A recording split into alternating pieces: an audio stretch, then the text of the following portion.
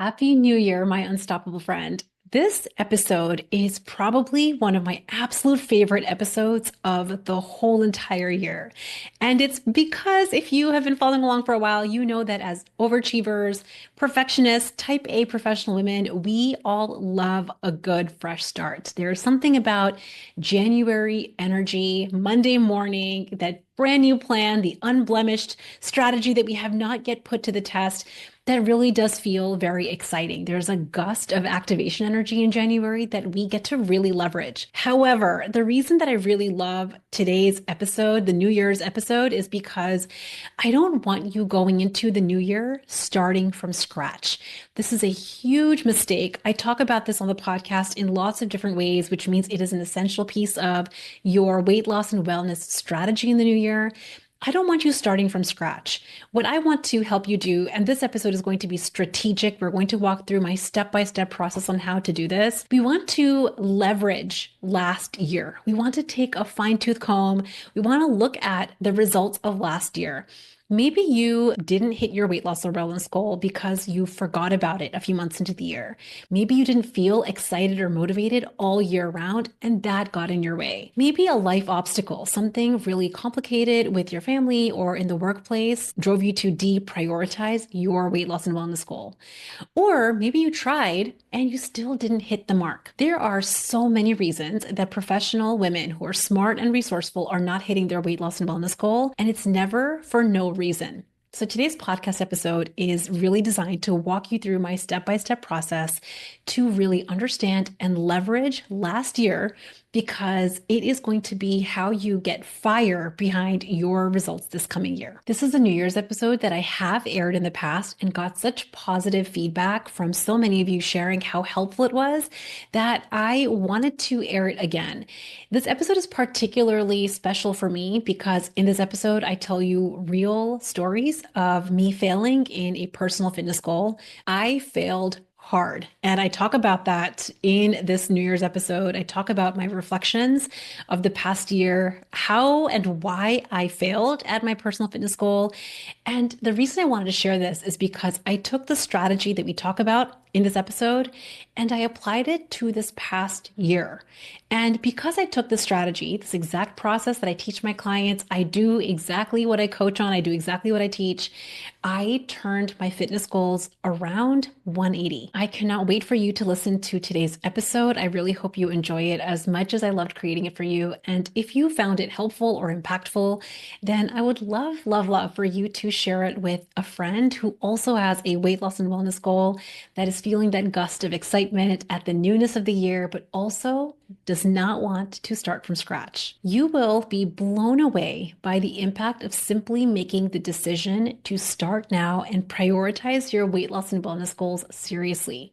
When you have a proven strategy that gets you results, and you have alongside that a routine process that evaluates your missteps, hitting your goal becomes inevitable, especially when you take into your tendencies as a perfectionist and an overachiever. You can stop going it alone, piecemealing or guessworking at your strategy. If you know that this is work you want to do, you want to dive deeper on it, I want to make sure that you know you can grab one of the last few spots in my upcoming cohort of the Unstoppable group.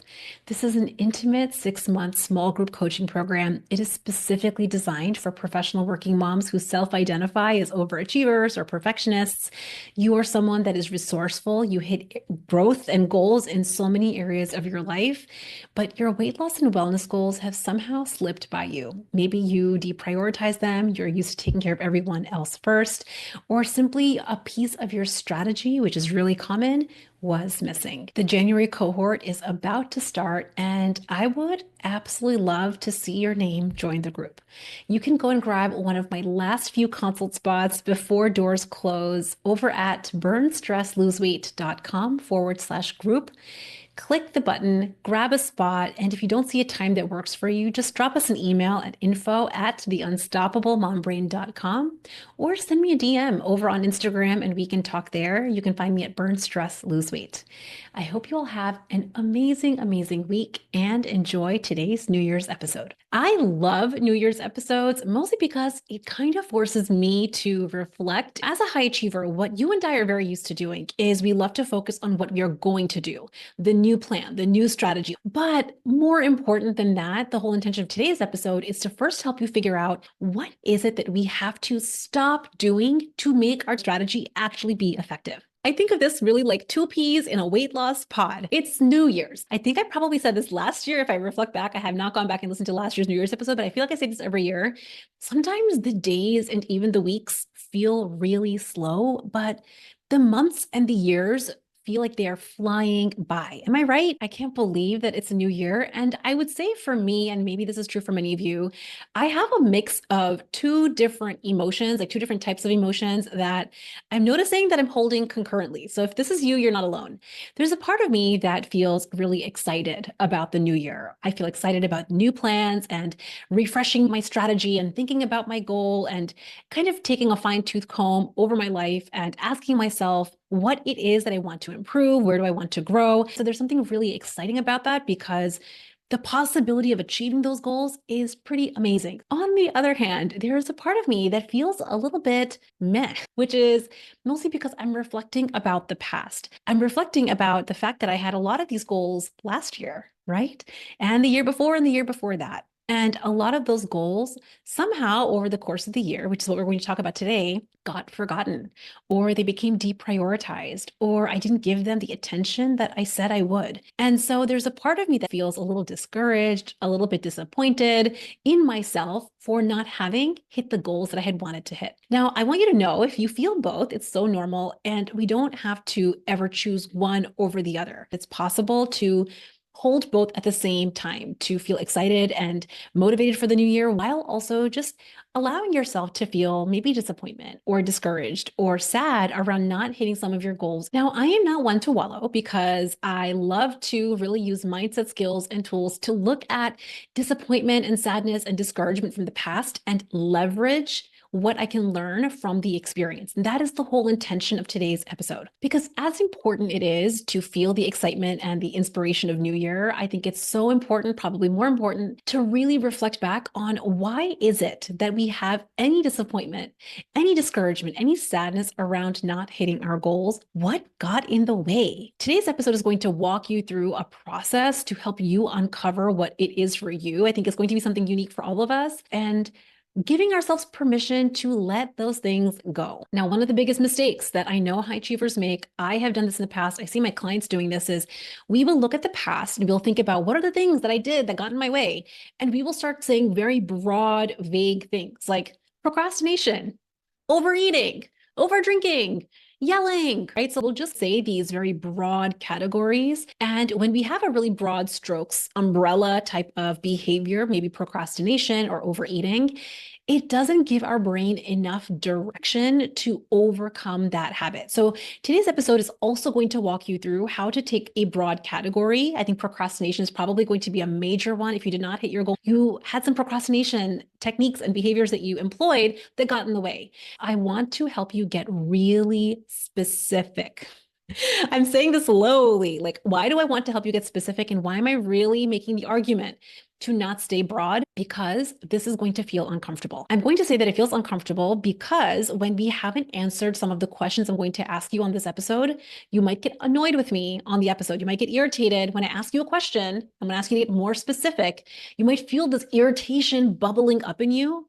I don't mind. I don't mind you getting annoyed with me because I would rather you solve this problem. The reason that you might feel annoyed or irritated at getting specific is because it is forcing your brain to do some work. What got in the way of you hitting your weight loss goal this past year? What were your behaviors that got in the way of you hitting your goal? Broad strokes is your brain's way of staying comfortable because you can't really take specific action. But for your weight loss strategy to be specific and clear and tangible and actually actionable, we have to get really clear and specific on what not to do. And this is going to force you to think about your year in a way that maybe you haven't yet. So I was reflecting, as we do over the past few weeks, about my goals, the ones that I had this time last year that I probably talked about. And I took a real solid inventory. How did I actually do? And if I can be totally honest with you, which is what we do here on the podcast, I did not hit some of my biggest goals, specifically around getting stronger. So I've shared on the podcast before, I lost a little over 60 pounds without exercise. So I lost a lot of weight without getting stronger. And that was a choice that I made purposefully. And after I lost the weight, I decided I want to now get stronger. This was my number one goal in January. And I did make some progress. So I did make progress. It's not like I totally let the whole entire thing slide by the wayside. However, I did not get anywhere near hitting my personal fitness goals. Now, the reason that I didn't hit my fitness goals was not because of a lack of capability. It is really a lot more simple than that. It is because I let other things take over. And when push came to shove, as it does for the professional working mom, what I said was my number one goal didn't remain my number one. This is what got in the way. A feeling of getting behind at work and feeling a little overwhelmed with my kids. I thought, if I can just get a little ahead, if I can just catch up and get a little ahead with my work and with the kids' activities, then I will get back to my fitness. And it turns out, lesson learned that I needed to learn clearly, that there's literally no such thing. I would get ahead with my work. I would take care of projects and do my emails and actually get ahead on what I had planned on doing. And then here's what would happen. My brain would offer me the next tasks that I could be doing. So even though I would get a lot done, I would accomplish a lot, I felt perpetually behind. I allowed my mindset around my work, around my task list, around my kids, to bulldoze over my personal body goal. And that's completely on me. I'm stating it now for the record. I have a fitness goal for this year. And I have such a gust of excitement and motivation that this is going to be the year that I hit it.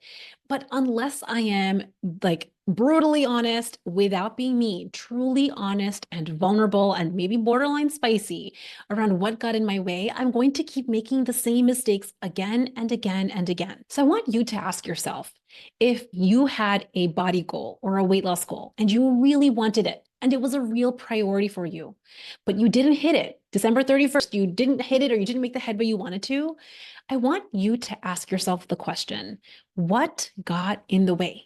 Let's be specific and honest without being mean. This is the hard part for high achievers, especially working moms like you and me, that we sometimes will look at the past and we'll have these judgy, critical thoughts.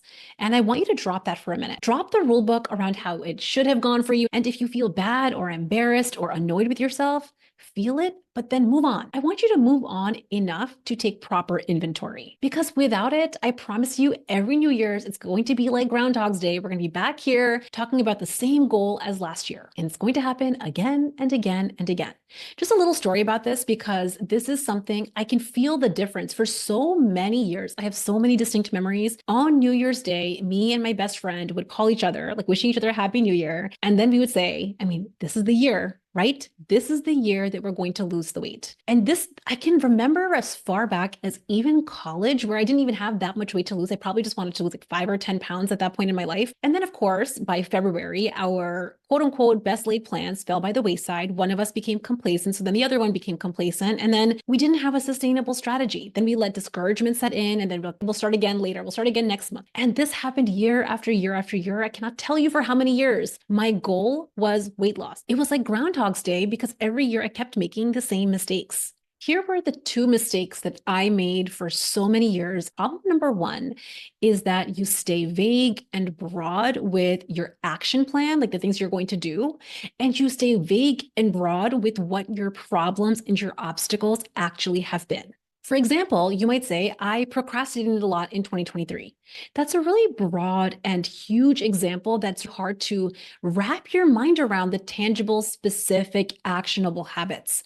The more broad you stay with the action plan that you're going to employ or the things that got in your way in the past, the more vague and confused your brain is going to be in the moment, which is why you'll revert back to old habits. So the solution to this is actually really simple. Let's get really microscopic and specific. So instead of saying I procrastinated a lot, an example for me might be I picked up my phone and I scrolled on Instagram instead of focusing on my work project. Can you feel how specific I'm being with the example of procrastination? I probably have 10 different examples of how I was procrastinating on my work. List out specific examples. If you were a fly on the wall in the room with you, what were you actually doing instead? For me, instead of me focusing on my work project that was right in front of me, a fly on the wall would have seen me pick up my phone, scroll on Instagram, maybe meander to the kitchen, maybe go for a walk outside, maybe procrastinate work. So instead of focusing, this is such a big one for high achievers, instead of focusing on the project that's right in front of you, you start working on something else because you want to be productive. So you start working on something else rather than finishing the task at hand. So I want you to see how specific you can get really granular. If a fly on the wall was watching you, what specific examples came up for you that would qualify as procrastinating on your goal? And then there is problem number 2, which is a little bit harder to do and is going to require a little bit more effort on your part. You didn't identify the mindset that you were in the last year that drove you to do those tactics. You can't actually change habits without understanding what led you to have that habit to begin with. Let's use my procrastination example. I would scroll on Instagram instead of focusing on my work project because why did I ever do that? Why would I ever scroll Instagram rather than focus on the work project that I had to get done? It's because I was avoiding a feeling. I was working on something, my work project, that required a lot of brain power, creativity, energy, and likely there was some discomfort in the execution because I had to make decisions, I had to finalize pieces of my project, and because I had to make decisions, I had an uncomfortable feeling. Maybe it was some stress or overwhelm or my desire to get it just right as I do. And rather than feel that emotion while taking action, in those moments, my brain said, we need a break. So I would avoid an emotional experience with a procrastination tactic, like scrolling my phone. This is the category of problem that most high achievers have. And if you find yourself making the same mistakes again and again, or you find yourself going off plan again and again at around the same point in the journey, it is because you didn't identify why. If you aren't doing exactly what you said you would do, why aren't you? What emotion were you unwilling to allow and feel? A weight loss example might be that you had a plan and then you went off track. Maybe you stopped being consistent for any number of reasons. Maybe you had a curveball come up for you in your personal life. Maybe there was an unexpected work project. Your kids started annoying you and you just in your mind went off track. You forgot your plan. You became inconsistent. And so then because you became inconsistent, you felt a certain way about it. Maybe you got discouraged or you got pissed or you felt embarrassed.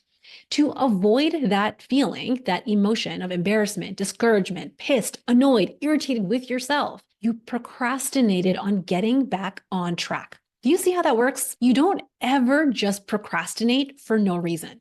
High achievers are never not getting back on track with their weight loss plan for no reason. The only reason that you're procrastinating and not getting back on track quickly is because you're avoiding an emotion. So the solution is also twofold. Step 1 is to get really specific and granular with your habits. This is, again, the 2 peas in the pod. The specific habits that we have to talk about are what are the habits that you're going to employ? What are the habits that you're going to do that will get you to your goal? And equally important, what are the habits that you're going to stop doing to get you to your goal? And step 2 is to really become honest and clear and bring a lot more awareness to what were the feelings that you were trying to avoid in the moment that led you to procrastinate on your weight loss strategy. So let's walk this through now that you know the 2 biggest problems, which is being vague and not knowing the mindset and feeling that you were avoiding. Let's really walk this through with what happened for you. If your results on December 31st didn't match your goal from January 1st, let's get into why. We want to be honest, specific. We can be a little spicy, but do not be mean to yourself. Question 1. What got in the way? I want you to pause this episode if you can, or if you're driving, to come back to this point in the episode and write this down. Write down actionable things that got in your way. Was there something specific about your schedule that got in your way? Was there something about your work life that got in the way? Was there something about your responsibilities at home that got in the way? Work hours, home hours, the weekend busyness. Maybe you traveled a lot or you had a lot of conferences or retreats that you went to. Did travel get in your way? Maybe it was holidays. activities, maybe the holiday season or date nights or vacations. Maybe that was what got in your way and it undid some of your weight loss success. Maybe life curveballs. Did you have life curveballs that got in your way? An unexpected incident that came up, maybe with your kid. Maybe you had after school activities. And so with every changing season, that got in your way. Write down, because this list can be a very, very long list. You want to get really comprehensive. What were all of the things in your real professional working mom life that got in the way? Now, once you write this down, I have something to say. If you think that some part of your schedule, the unpredictability of your time, the work hours, or a life curveball actually got in your way, then it goes to show that you think that weight loss takes time. Really think about this, okay? When you have a fat burning action plan, which we've talked about separately on this podcast, that you make with small nutritional tweaks that you make once and you have on rinse and repeat, weight loss doesn't actually take time. In fact, overeating is what takes up more time. Not following through on the action plan is what actually takes up more time. So the next question, and this is where we're going to get a little spicy, so be honest without being mean. What did your work schedule, your weekend schedule, your travel, the holidays, the kids' activities, that life curveball, what did that ever have to do with you following through on your fat burning action plan? Pause here and really answer the question. Now, this is that moment that there's usually three main reasons that I see specifically for the high achiever. You might be one of these, and most likely you're a little bit of all three. The first reason is you didn't have a fat burning action plan to begin with. You, in your mind, thought, I know what to do to lose weight. I'm just going to eat less and move more. I'm just going to cut the carbs. Or you tried to wing your plan, which means you left a lot of decision making to in the moment. So reason number one, you didn't have a fat burning action plan to actually implement. Reason number two, you let momentary whims or life obstacles get in the way. I had a lot of things in the moment that felt really pressing, things that came up with my work life, things that came up with my partner, things that came up with my kids, that in the moment felt so important that they would supersede my fitness goal. So I want you to think about if reason number two is the reason that you didn't follow through on your plan. You had a plan, number one, but you let a momentary in the moment whim get in the way and it deprioritized your personal weight loss goal. Or reason number three, you maybe had a fat burning action plan, you were following through on it and you were prioritizing it, to the best of your ability, but you didn't do it perfectly. And because you didn't do it perfectly, you had some feelings about it, some annoyance or some embarrassment or some frustration. And that drove you to stop showing up completely. Whether it's one, two, three, or all three of these reasons for why you didn't follow through on your plan, I want you to know how good it is to know the real reason. And the reason for this, the reason I'm so excited for you to uncover and answer this question really honestly is because you're going to have more of the same. Let's be honest, as a professional, high achieving working mom, you're going to have a very similar working mom life. You're going to have responsibilities at work. You're going to have your kids. You're going to have your partner. You're going to have obstacles come up and vacations and holidays and unexpected things in your life. And it's going to be a lot more of the same that you had. So let's never pretend that that's not going to be the case. I don't ever let my clients go to the land of wishful thinking. We often say that hope is not a strategy. I want you to prepare, knowing what the obstacles really were, to prepare for the reality of your life. That's what Unstoppable is all about. It's taking your real life into account, not the fairy tale land that is fully stress-free and activity-free and is perfectly planned out and is beautifully scheduled. That's just not real. So let's get back to the question of what got in the way for you. Now that we've answered what got in the way for you in your mind, answer question number two. What are you going to stop doing? Before we can have our brand new shiny plan, let's get clear. To make space for this actionable plan that we're going to have together, I want us to get really clear on what is it that we have to stop doing. So for me, it was basically procrastinating on some of my exercise. There were so many times that I would have exercise on my schedule. I had a great plan. I had a super solid muscle building plan in place, but I would procrastinate on it because something important would come up for work or some annoyance with my kids would just drive me to not want to go to the gym. But equally important that I have to stop doing is I have to stop telling myself a certain story. What was the story that you told yourself that led you to deprioritize your weight loss goal? Listen, it likely started out really small and in little moments because you were full of motivation and a lot of energy and excitement on January 1st of last year. So think about it when you flash forward. At what point in the way did the little moments, maybe it was end of January or maybe February, maybe you got all the way to March, few little moments that started to get in the way. And then those little moments turned bigger and bigger until you didn't hit your goal. So for me, this looked like, let me just get ahead on this one project. Let me just get a head start on next week's task list so that I don't feel this pressure, so that I can just feel relaxed when I go to the gym. And then one time, procrastinating once on my plan led to two times. And then two times led to three and four. And then it led to a week. And then it led to a month. And then it led to many, many, many, many months. I don't want you to wish your habits away, or we'll be right back here a year from now, which is why this piece is the hard part. That moment will come where you will have your plan in place, and then a work responsibility or an annoyance with your partner, or that worry about your kid, or that life obstacle, that thing that you answered in question number one will come up again. And there will be a momentary flicker of a thought. Let me just not take action on my body goal right now. I'll start tomorrow. Let me just handle this. Insert your answer for question number one right here. Let me just take care of this right now. I'll deal with my weight loss goal or my body goal tomorrow. There's going to be a feeling there, and you'll want to, because it's so habitual, procrastinate or procrastinate work, in my case, out of feeling that emotion. But I want you to walk forward. Walk forward. It's December 31st. What will it cost you to keep your status quo, to keep those habits? I'm telling you, when I do this, when I kind of do this exercise for myself, when I think about what it's costing me to overwork, for me to procrastinate work, for me to allow momentary feelings of frustration or annoyance with my kid to have me not show up for my body goal, it's costing me a lot. Think about how much it's costing you.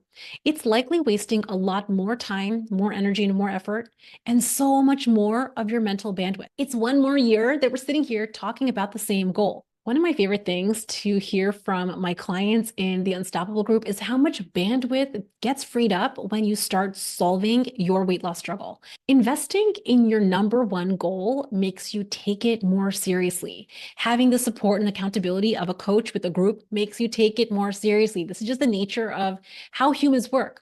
And the best part is when you start hitting goals consistently, you can actually stop thinking about it. I cannot tell you the most freeing thing for me. And it's crazy how much I had no idea how much bandwidth and time and effort I was thinking about weight loss for so many years. But when I finally reached my goal weight, when I solved the weight loss struggle back in 2020, when I finally stepped off the up and down, I stopped having to have that New Year's conversation about weight loss, which means now I got to move on to bigger and better things. I got to have bigger goals and better goals, and I allowed myself to grow, which was so fun. In my opinion, seriously, for the professional high achieving working mom, your body goal has to come first. Why do I say this? Because feeling comfortable in your body this year matters. You feeling comfortable in your own skin, having more energy, feeling light and confident in any food scenario will impact how you show up at work. It will impact how you connect with your kids. It's going to impact how present you feel with your partner. So in my opinion, the number one goal for any professional working mom has to be to feel good in your body. The truth is, when another year passes and then another and then another, and you haven't hit this goal that has been so important to you year after year, it starts to erode your self-confidence. And I totally remember that feeling, how I felt year after year. It's like, great, another year has gone by. I also want you to know that this has happened simply because you deprioritized your goal. So remember that you deserve to prioritize this and really think about question number one and question number two. What got in the way for you this past year that bumped your body goal down on the list? And I want to invite you to respect yourself enough to put it back on top. When it comes to the weight loss strategy that you want to create, you have a game plan now. You know the main actionable things that you are doing, and more importantly, the story that you are telling yourself that ever got in your way to consistently follow through. There was an emotion there. And to solve this problem at the root, to step off the roller coaster and have your strategy actually make sense and for it to become consistent, you have to go through that emotion. Be onto that moment that you find yourself in your story thinking, let me just procrastinate just today. Catch it in the moment. Let it feel hard if it does. Because when you and me are talking about your goals a year from now, you will be so grateful. You will be so grateful to yourself for having followed through in those small, hard moments. Listen, the truth of it is that weight loss with the right fat burning strategy and the right tools for the high achiever is incredibly simple. And also, there are going to be moments where your very normal brain especially for the high achievers, so used to taking care of everyone and everything else, will want to deprioritize your goal. It will want to procrastinate on your body goal simply because you're so used to prioritizing everyone and everything else. Tell yourself that you not only prioritize your goal and your body on January 1st of this year, but that you maintained it as something that was deeply important to you. I promise you, a year from now, you're going to be so grateful to yourself. Remind yourself in that moment when it feels hard to take a breath and follow through anyway. You have got this, my unstoppable friends. I believe in you. I hope that today's New Year's episode is leaving you feeling a little bit more full of possibility and inevitability in hitting your dream ideal weight and your wellness goals this year.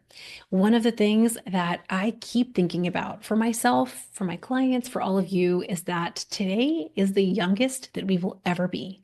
We have the longest runway by starting today.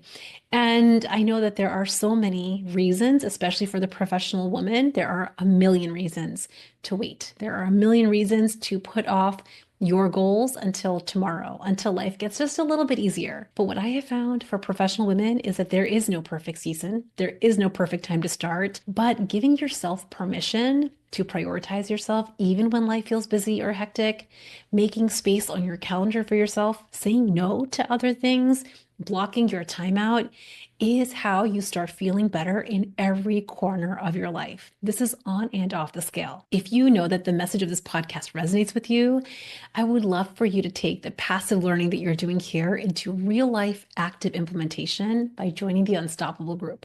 Head over to burnstressloseWeight.com/group. Click the button, grab a consult call, and let's talk whether this is a good fit for you. I can't wait to see you there, and I hope you guys have an amazing new year. Bye.